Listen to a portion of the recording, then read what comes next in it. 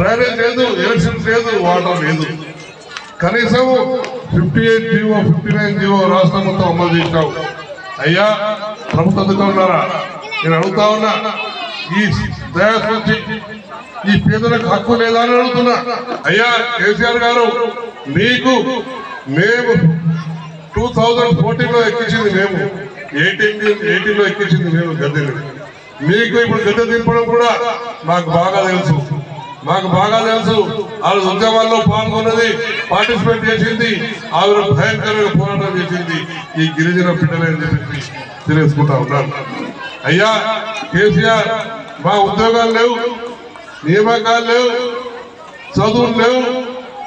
మా పిల్లలు ఈరోజు హైదరాబాద్ లో తల్లిదండ్రులు కష్టపడి కూలీలు చేసి కట్టెలు అమ్ముకునో ఏదమ్మునో ఏ కూలీ పని చేసి పిల్లలకు 10th ఇంటర్మీడియట్ డిగ్రీ పీజీ చేస్తే ఇక్కడ ఉద్యోగం లేదు. ఇదేం లేక ఆటోలు నడుపుతా ఉన్నారు, ట్యాక్సీ నడుపుతా ఉన్నారు, హోటల్లో పనిచేస్తా ఉన్నారు, మ్యారేజ్ హాల్లో పనిచేస్తా ఉన్నారు. ఇది నిజం కాదా అంటున్నాను. అయ్యా ముఖ్యమంత్రి గారు, మీరు ఈ రాష్ట్రంలో మీ జనాభా ఎంత? 0.3%. అంటే కనీసం 0.5%, 1% లో నువ్వు 0.5% లేవనే సంగతి రాష్ట్రం అందరూ తెలుసు.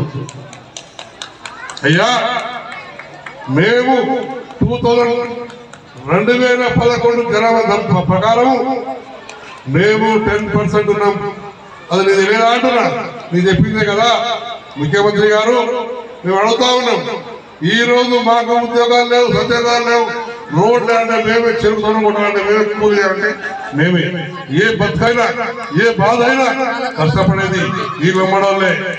అయ్యా ముఖ్యమంత్రి గారు, మీరు ఈ గిరిజన ప్రజలకు దూరం చేస్తే నీ గోరిగట్టమైన సంగతి నువ్వు మర్చిపోవద్దు.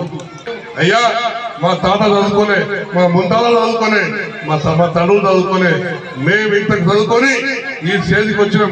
ఖబర్దార్, మేము వదిలిపెట్టే ప్రసక్తి లేదు. ముఖ్యమంత్రి గారు, ఈ ప్రజాస్వామ్యంలో ఉన్నాం.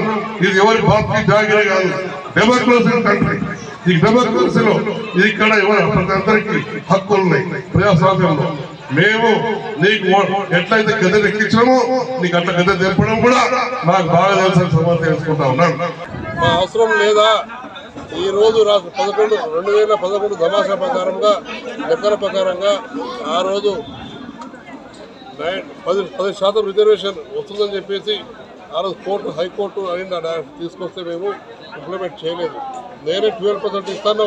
మరి ఎక్కడ పోయినాం, మరి ఎక్కడ మాసిపోయినా తెలియదు. కానీ 2014 ఎలక్షన్లు వచ్చినప్పుడు నేను మొట్టమొదటి సంతకము ఈ గిరిజనులకు 10% రిజర్వేషన్, 10 నుంచి 10% సంతకం పెడతా అని చెప్పేసి అన్ని పేపర్లో చాలా అన్ని వచ్చిన విషయం నిజమే కాదా అని అడుగుతా ఉన్నా. ఈరోజు బడుగు బలహీన వర్గాలకు కానీ ఎస్సీ ఎస్టీలకు కానీ నువ్వు ఎంత మోసపూర్తి చేస్తున్నావో నువ్వు తెలియదా అని అడుగుతా ఉన్నా. ఈరోజు మా డబ్బులు వేల కోట్ల రూపాయలు ఎస్టీలకు వచ్చే కోట్ల రూపాయలు, వేల కోట్ల రూపాయలు మరి ఎక్కడ పోతున్నాయి ముఖ్యమంత్రి గారు? మీరు చేస్తున్న మోసాలకు ఇక బలి అయ్యేది మేము కాదు. అయ్యా ముఖ్యమంత్రి గారు, మాకు చేసిన మోసము చాలా అయింది. కానీ నేను అడుగుతా ఉన్నా, ఇప్పుడు ఈరోజు మా తాతలు చదువుకోలేదు, ముత్తాతలు చదువుకోలేదు. ఈరోజు 70 సంవత్సరాలు స్వతంత్రంలో మీకు అందరికీ వేసిన ఓట్లు. ఏ ధర వచ్చినా, ఏ పట్టణం వచ్చినా, ఎవరు వచ్చినా అందరికీ ఓటు వేసినాం. కానీ మాకందరికి కూడా మోసాలే తప్ప మాకేం దక్కలేదు. నేను చెప్తా ఉన్నా, బ్యాలెట్ కంటే ముఖ్యమైనది ఈరోజు బుల్లెట్ కంటే పవర్ఫుల్ ఈరోజు బ్యాలెట్. ఆ బ్యాలెట్ ఈరోజు మేము ఖచ్చితంగా వాడతాము.